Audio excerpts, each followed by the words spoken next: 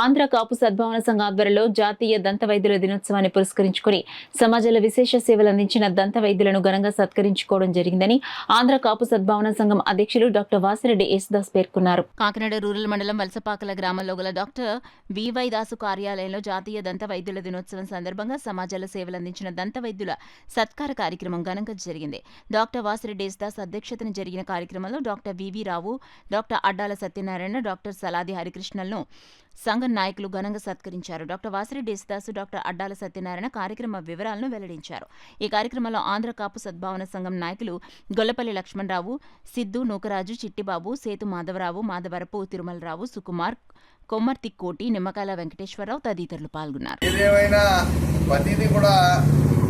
జాతీయ అంతర్జాతీయంగా జరిగిన విషయాలను కూడా కొన్ని గుర్తుపెట్టుకుని ఎంతో మంచి ఆలోచనతో నాకు తెలుసుగా 30 ఏళ్ళుగా వైద్యం చేస్తూ ఉన్నారు.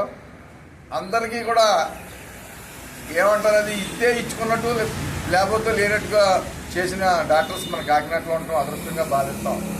ఇదివరకు 5 రూపాయల డాక్టర్ గారు అని ఒక ఆయన్ని గొంతుకి అక్కడ మెస్టిక్స్ అందులో ఉండేది.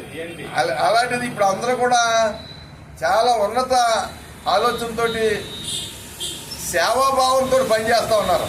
దానికి నేను అభినందిస్తూ ఉన్నాను.